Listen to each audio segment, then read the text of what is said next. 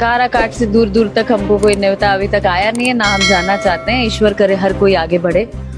तो भैया बाबू पवन सिंह के सपोर्ट में आई अक्षरा से ये बात के केहू लेके विश्वास न करी। तब हम कहे चला एक वीडियो छोड़ी है बात के लेके। ये जो न्यूज़ आप सबके देते है ना, बहुत ही धमाकेदार न्यूज बा।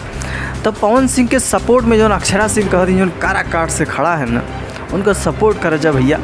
काहे कि देखा धीरे धीरे जो दुश्मनी होला वो कम हो जाला और आपस में भले एक दूसरे से ना मिल पाए, लेकिन कहा हो कि वो धीरे धीरे समय के अनुसार वो घाव भरे लगे। यही बदे भाई कहल हो जनता बाहा का।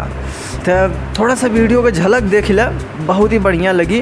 काराकाट से दूर दूर तक हमको कोई न्योता अभी तक आया नहीं है, ना हम जाना चाहते हैं। ईश्वर करे हर कोई आगे बढ़े, यही कामना है। तो हम चाहब कि रउआ सब लोगन एकदम अपन जोर शोर से अपन आशीर्वाद दी ही जा और अपन बीच के एगो बेटा के अपन लड़का के आगे बढ़ाई और ढेर सारा आशीर्वाद प्यार दी।